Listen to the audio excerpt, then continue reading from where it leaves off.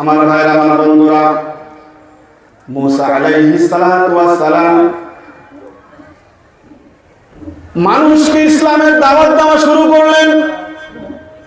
কিন্তু এমন পরিস্থিতি হলো, এই ফিরাউনের অত্যাচারে মুসা নবী মানুষকে, বনে ইসরায়েলদেরকে ইসলামের দিকে আহ্বান করতে পারে না। যদিও আহ্বান করে, তাকে ইসলাম গ্রহণ করতে দেয় না।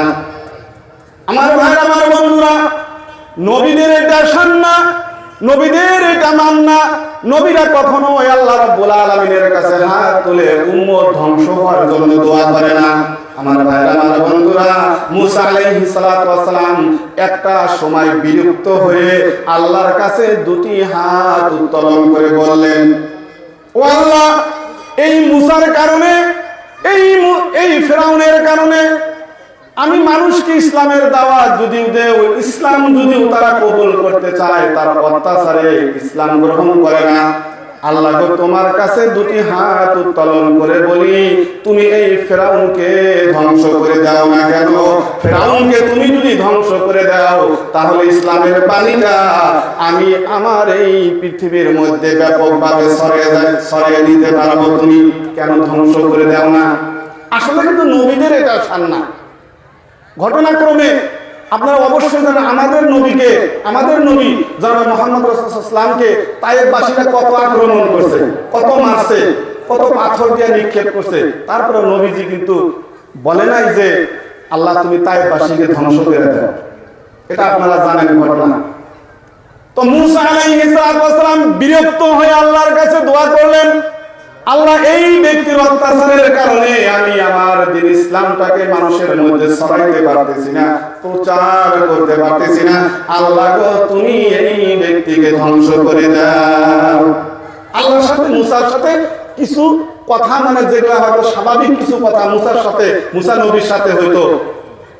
তো মুসা নবী এই দোয়া যখন করলেন, আল্লাহ রাব্বুল আলামিন মুসা নবীকে জানিয়ে দিলেন, ও মুসা, আমি এই ফেরাউনকে অনেক আগেই ধ্বংস করে দিতাম।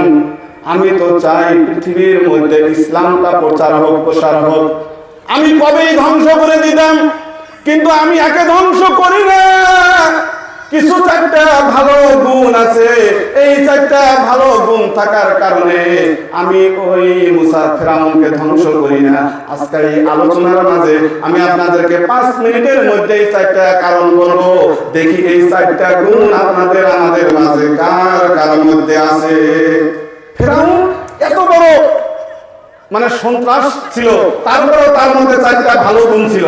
আমরা তো নিজেরা নিজেদেরকে নামদারি মুসলমান বিলা দাবি করি। দেখি ফিরাউন যে এত খারাপ ব্যক্তি, তার সেই চারটা গুণের একটা গুণ, দুইটা গুণ, তিনটা গুণ, চারটা গুণের মধ্যে কয়টা গুণে আমরা গুণান্বিত হুজুর? দেখি আমাদের মধ্যে এই চারটা গুণের কয়টা গুণ পাওয়া যায়। আমার ভাই, আমার বন্ধুরা, আল্লাহ রাব্বুল আলামিন ফিরাউনকে মুসা আলাইহিস সালামকে বললেন, ও মুসা, আমি একে অনেক আগে ধ্বংস করে দিতাম, কিন্তু চারটা ভালো গুণ থাকার কারণে আমি আল্লাহ ফিরাউনকে ধ্বংস করি না। আমার ভাইরা, আমার বন্ধুরা, তার মধ্যে 1 নাম্বার গুণ হলো, আপনারা জানেন ফিরাউন নিজেকে আল্লাহ বলে দাবি করত, খোদা বলে দাবি করত, নিজেকে বড় রব বলে দাবি করত। আমার আল্লাহ বলেন, ও মুসা, আমি একে এই জন্য ধ্বংস করি না, নিজেকে রব বলে দাবি করলেও, নিজেকে খোদা বলে দাবি করলেও সারাদিন মানুষের মধ্যে গিয়ে নিজেকে খোদা বলে দাবি করে। রাত যখন গভীর হয়ে যায়, তার মনের মধ্যে টেনশন এসে যায়, চিন্তা এসে যায়। ওখান থেকে একটু দূরে একটা পাহাড়, সেই পাহাড়ের নিকটে গিয়ে সেজদায় অবনীত হয়ে আল্লাহর দরবারে বলতে থাকে, আল্লাহ, ও আল্লাহ, আমি জানি আমি কোনো খোদা না, আমি কোনো খোদা না, আমি হয়েছি একজন নগণ্য একজন তোমার বান্দা, কিন্তু আমি মানুষের সম্মুখে নিজেকে খোদা বলে বললে আমার ভালো লাগে, ওই জন্য আমি খোদা বলে বলি। আল্লাহ গো, আমি তোমাকে তোমার কাছে আরাধনা করি, আমি যে মানুষকে নিজের সম্মুখে খোদা বলে বলি, এই কারণে তুমি আমাকে ধ্বংস করে দিও না। কথা বোঝা গেছে বাবাজিরা?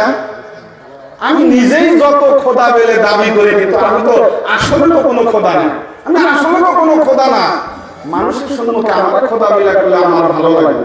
কিন্তু বর্তমান যুগে আমাদের আপনাদের মধ্যে কিছু মানুষ টাকা পয়সা অর্থ সম্পদ হওয়ার পরে বর্তমানে এমন পরিস্থিতি হয়েছে, নিজেকে মানে স্রষ্টা বিলা বলি না, আল্লাহ বলে বলি না, কিন্তু তার সমপর্যায়ে নিজেকে স্থানে নিয়ে যায়। আমরা মহাত্মা দুষ্ট বুজুর্গ ফেরাউন এত বড় মানে সন্ত্রাস হওয়া সত্ত্বেও তার এটা বিশ্বাস ছিল যে আসলে আমি কোনো খোদা না, জাস্ট শুধুমাত্র আমি মানুষের সম্মুখে আমাকে খোদা বললে ভালো লাগে, কিন্তু আমি এটা ভালোটাই জানি আমি আসলে কোনো খোদা না, আমি ডঙ্গি মানুষ, আমি কোনো খোদা না, খোদা তো স্রষ্টা তো ওই আল্লাহ।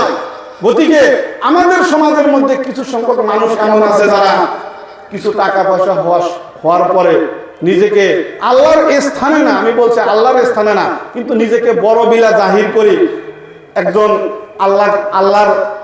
আল্লাহর কাছে কখনো সেজদায় অবনীত হই না, নামাজ পড়ি না, রোজা রাখি না, ইসলামের যেগুলা সরাসরি মোতাবেক যেগুলা কাজ সেই কাজগুলা সেই ব্যক্তি করে না। আমরা নিজেরা লক্ষ্য করি তারা মদের মধ্যে বিভিন্ন নিশার মধ্যে তারা ব্যস্ত হয়ে থাকে। তো আমার ভাইরা আমার বন্ধুরা, 1 নাম্বার এইটা ছিল ফেরাউনের গুণ। 2 নাম্বার তার গুণ ছিল মূসা নবী আল্লাহকে বলেন, আল্লাহ তাকে তুমি কেন ধ্বংস করে দাও না? আমার আল্লাহ ডেকে বলেন, তাকে তো আমি অনেক আগেই ধ্বংস করে দিতাম। তার মধ্যে আরো একটা ভালো গুণ আছে, এই ভালো গুণটা থাকার কারণে আমি আল্লাহ তাকে ধ্বংস করে দেই না। মূসা নবী বলে, আল্লাহ তার মধ্যে কি ভালো গুণ আছে? বলে তার মধ্যে একটা ভালো গুণ আছে, সেটা হলো তুমি যেমন পাগড়ি পরিধান করো, সুন্নতি লেবাস পাগড়ি পরিধান করো, তোমার মাথায় যেমন পাগড়ি আছে ওই ফেরাউনের মাথায় পাগড়ি আছে, তোমার পরনে যেমন জুব্বা আছে ফেরাউনের পরনেও জুব্বা আছে, তোমার থোতার মধ্যে যেমন দাড়ি ফেরাউনের মুখেও দাড়ি। এই সুন্নত গুলা থাকার কারণে, সুন্নতের উপরে আমল করার কারণে আমার আল্লাহ ডাক দিয়ে বলেন, ও মূসা রে, এই 3টা ভালো গুণ থাকার কারণে, সুন্নতি লেবাস থাকার কারণে, মাথায় পাগড়ি থাকার কারণে আমি আল্লাহ ওই সুন্নতি লেবাস থাকা অবস্থায় কেমন করে ফেরাউনকে ধ্বংস করে দে। আমার ভাইয়েরা আমার বন্ধুরা, আমরা বয়স 75 হয়ে গেছে। বয়স কত হয়েছে? 75 হয়েছে। একটু কথা কই বাবাজিরা, হুজুর 75 বছর বয়স হয়ে গেছে, কিন্তু আল্লাহর নবীর সুন্নাত দাড়িটাকে রাখতে আমাদের শরম লাগে। 25 বছরের বয়সের মতো একজন বালকের মতো আমরা শেভ করে রাখি না নাই বলেন? রাখি না নাই বলেন? খারাপ পাইতেছেন? সত্য কথা বলবো, একটু খারাপ পাইলে তাতে কি যায় আসে, তাই না হুজুর? 70 বছর হয়ে গেছে, ওই যে ওয়েস্টার্ন কালচারের লং প্যান্ট শার্ট আমরা পরিধান করা বাদ দেই নাই, এখনো টাকনুর নিচে কাপড় পরিধান করি, এখনো লং প্যান্ট পরে আমরা টাকনুর নিচে যাই, ঠিক না বে? ঠিক আপনারা পরেন না নাই বলেন? লুঙ্গিটা এখনো পরতে পারি না, কবরে 1 পাও চলে গেছে, লুঙ্গিটা পরতে পারি না। লুঙ্গিটা এমন ভাবে পরি মনে হয় পিছনে আধা হাত মাটি ছেঁচড়ে যায়। অথচ আল্লাহর নবী বলেছেন, ও পৃথিবীর মুমিনেরা, তোমরা কখনোই টাকনুর নিচে কাপড় পরিধান করিও না। আজকে আমাদের মুমিন এমন হয়েছে, সুন্নতের কোনো ইত্তেবা নাই, অথচ আল্লাহর নবী বলেছেন যে এমন একটা জামানা আসবে, সেই জামানার মধ্যে কোনো ব্যক্তি যদি একটা সুন্নতকে বাস্তবায়ন করে, বাস্তবায়ন বুঝেন? বাস্তবায়ন মানে নামাজের রক্ত হলো টুপিটা পরিধান করলাম, নামাজ শেষ হলো টুপিটা খুলে আমি চলে গেলাম, একে সুন্নত বাস্তবায়ন বিলা বলা হয় না, ঠিক না ব্যাটি বুঝুন? যে সুন্নতটা আমি আজকে আঁকড়ায় ধরলাম, ক্ষন্তেক সময়ের জন্য আমি সুন্নতটা যদি আমল করে সেটা বাস্তবায়ন করা বলা হয় না। বাস্তবায়ন করা বলা হয় দাড়িটা আমি জাসকা রাখলাম, মৃত্যু হয়ে গেলেও আমার উপর দিয়ে যদি রলালো যায়, তথাপিও আমি দাড়িটা কোনোদিনও কাটবো না, আমি আর শেভ করবো না, ঠিক না ঠিক বলেন? সেটাকে বলা হয় সুন্নত বাস্তবায়ন করা। আজকে আমি টুপিটা পরিধান করেছি, রাত্রে যখন আমি ঘুমাবো,